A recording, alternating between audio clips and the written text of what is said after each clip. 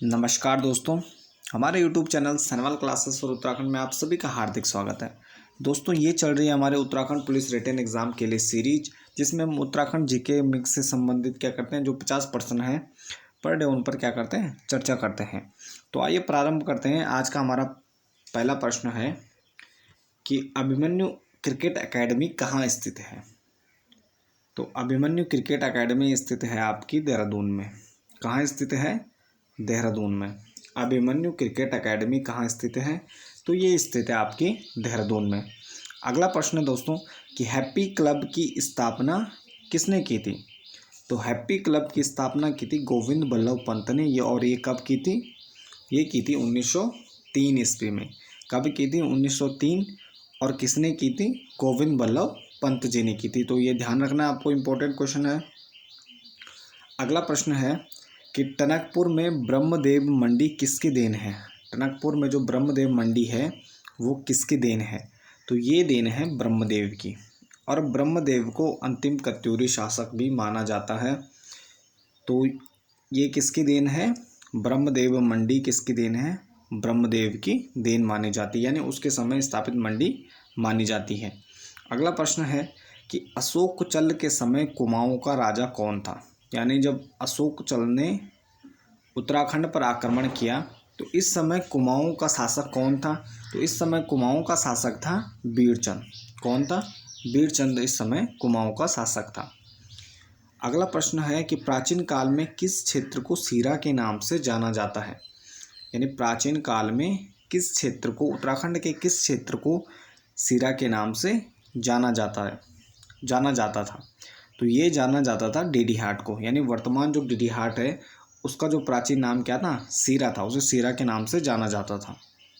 अगला प्रश्न है मल्ल राजाओं द्वारा कुमाऊं के लिए किस नाम से संबोधन किया जाता था। यानी जो मल्ल शासक थे, कुमाऊं में मल्ल राजा थे, तो नेपाल के लोग कुमाऊं के लिए क्या नाम प्रयोग करते थे। तो उस समय कुमाऊं के लिए नाम प्रयुक्त होता था पर्वत डोटी। क्या नाम प्रयुक्त होता था? पर्वत डोटी कहा जाता था कुमाऊं के लिए।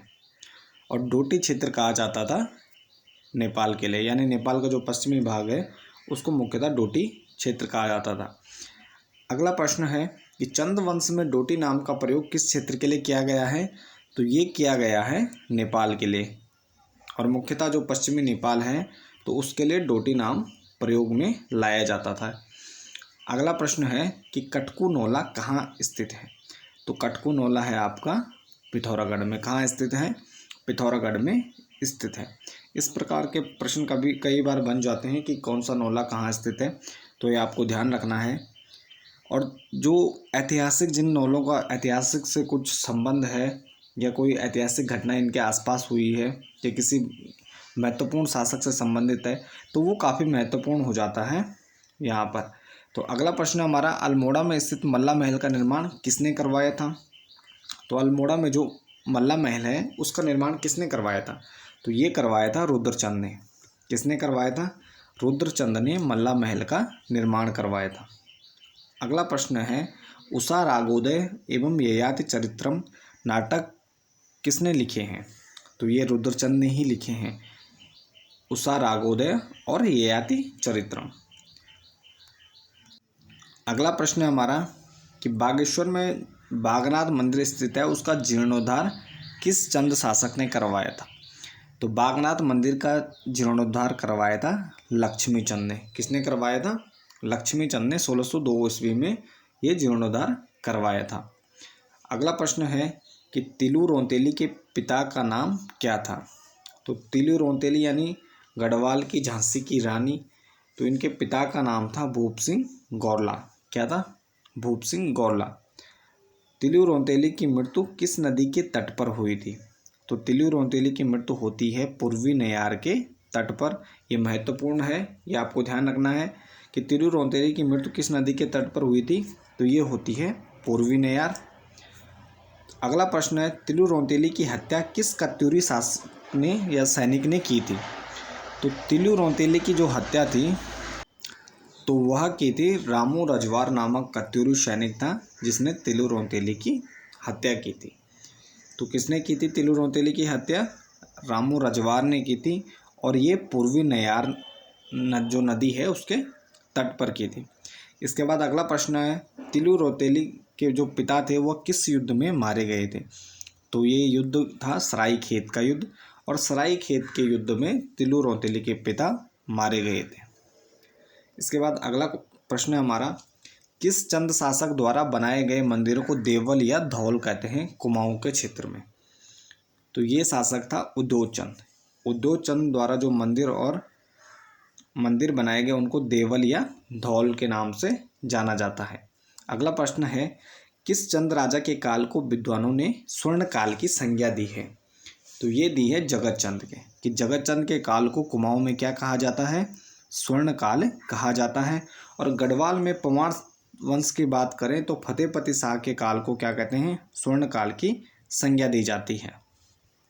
अगला प्रश्न है हमारा, किस चंद शासक की मृत्यु चेचक से हुई थी? तो ये हुई थी जगत चंद की। कुमाऊं का एकमात्र शासक है जिसकी मृत्यु चेचक से हुई है। तो किसकी हुई है? जगत चंद की। अगला प्रश्न है, किस शासक ने गढ़वाल और कुमाऊं दोनों स्थानों पर क्या किया है? शासन किया। तो गढ़वाल और कुमाऊं में शासक बनने वाले एकमात्र राजा कौन है? प्रद्युमन शाह। तो एकमात्र राजा रहते हैं प्रद्युमन शाह। वह क्या करते हैं? दोनों जगहों पर क्या बनते हैं? शासक बनते हैं। तो उत्तराखंड के अंतिम स्वतंत्र शासक भी हैं प्रद्युमन शाह। क्योंकि इसके बाद फिर हम देखते हैं कि यहाँ पर गोरखों का शासन होता है, उसके बाद फिर 1815 से अंग्रेजों का शासन स्थापित हो जाता है। साथ में टिहरी राज्य भी चलता है, पर वो मुख्यतः क्या थे? अंग्रेजों पर ही निर्भर थे, वो पूर्णतः स्वतंत्र नहीं थे। तो इस प्रकार क्या हो जाएगा? उत्तराखंड का अंतिम स्वतंत्र शासक भी कौन हो जाएगा? प्रद्युमन शाह। इसके बाद अगला प्रश्न हमारा, टिहरी रियासत के अंतिम शासक कौन थे? तो टिहरी रियासत के अंतिम शासक रहते हैं मानवेंद्र शाह।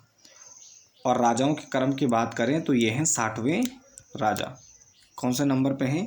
अंतिम राजा हैं, 60वें राजा रहते हैं। अगला प्रश्न है, कुमाऊं में नाक के सिरे से लेकर सिर के ऊपर तक रोली कहाँ की देन है? तो ये मानी जाती है नेपाल की, कि नेपाल की देन मानी जाती है। नाक के सिरे से लेकर सिर के ऊपर तक रोली लगाने की जो देन है वो मानी जाती है नेपाल में। नेपाल में यह परंपरा प्रारंभ से चल रही थी, उसके बाद यह कुमाऊं में आई। अगला प्रश्न है कि अल्मोड़ा के घर घर में पूजा जाने वाला देवता जो चंद्रवंशीय राजकुमार था कौन था? तो वो देवता है गंगनाथ। कौन है? गंगनाथ अल्मोड़ा के घर घर में पूजा जाने वाला देवता। अगला प्रश्न है कि अशोक चल का गोपेश्वर त्रिशूल लेख किस तिथि का है? तो ये है 1192 ईस्वी का। अगला है उपनाम और स्थान। इसके बाद जो 24 के बाद हमारे जितने भी ये प्रश्न हैं तो इसमें उपनाम और स्थान आ जाएंगे। कौन से स्थान का क्या उपनाम है? तो उपनामों की बात करें तो सबसे पहला है ग्रीन सिटी। तो ग्रीन सिटी के नाम से जाना जाता है अपनी अस्थायी राजधानी देहरादून। तो ग्रीन सिटी को जाना जाता है, ग्रीन सिटी जानी जाती है देहरादून में। पर्यटकों की नगरी ये कहा जाता है रानीखेत को, पर्यटकों की रागनी रानीखेत। उत्तर का काशी कहा जाता है भिवांडेश्वर को। किसको कहा जाता है? भिवांडेश्वर। उत्तर का स्विट्जरलैंड, तो ये इम्पोर्टेंट है, उत्तर का स्विट्जरलैंड ये बागेश्वर को कहा जाता है। भारत का स्विट्जरलैंड गांधी जी ने कहा था कौशानी को। अगला कुमाऊं का स्विट्जरलैंड, ये भी कौशानी। मिनी स्विट्जरलैंड कहा जाता है हर्षिल को। किसको कहा जाता है? हर्षिल को। और गढ़वाल का स्विट्जरलैंड ये कहा जाता है चोपता को, रुद्रप्रयाग। और मिनी कश्मीर ये कहा जाता है सोर घाटी यानी पिथौरागढ़ क्षेत्र को मिनी कश्मीर के नाम से भी जाना जाता है। इसके बाद है कार्बेट का प्रवेश द्वार कहा जाता है ढिकाला को। किसको कहा जाता है? ढिकाला, ये नैनीताल में है। हिमालय की द्वारिका ये कहा जाता है द्वारहाट को, अल्मोड़ा।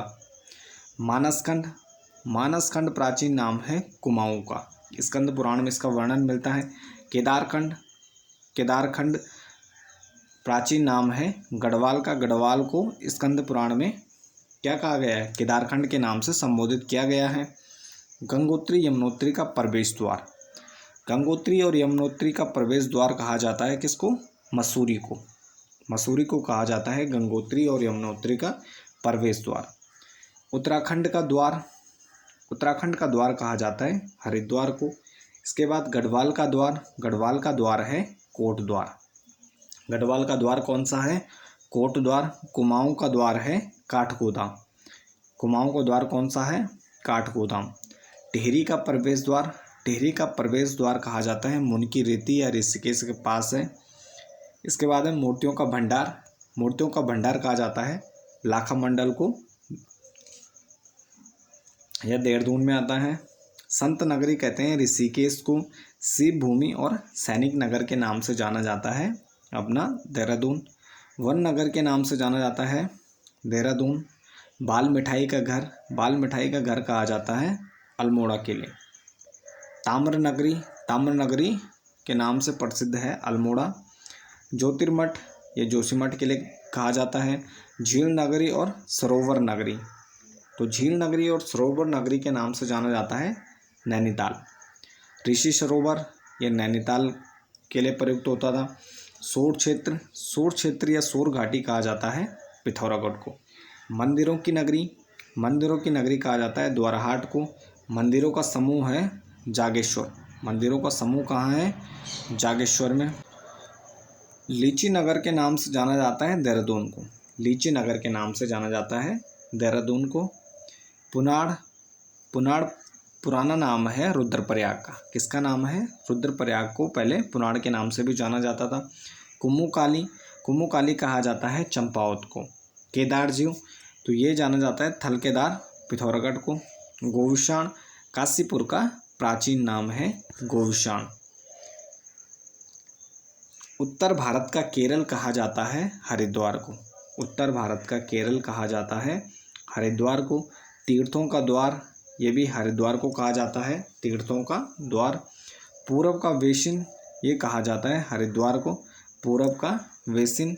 कुंभ का द्वार, तो कुंभ का द्वार भी किसे कहा जाता है? हरिद्वार को कहा जाता है।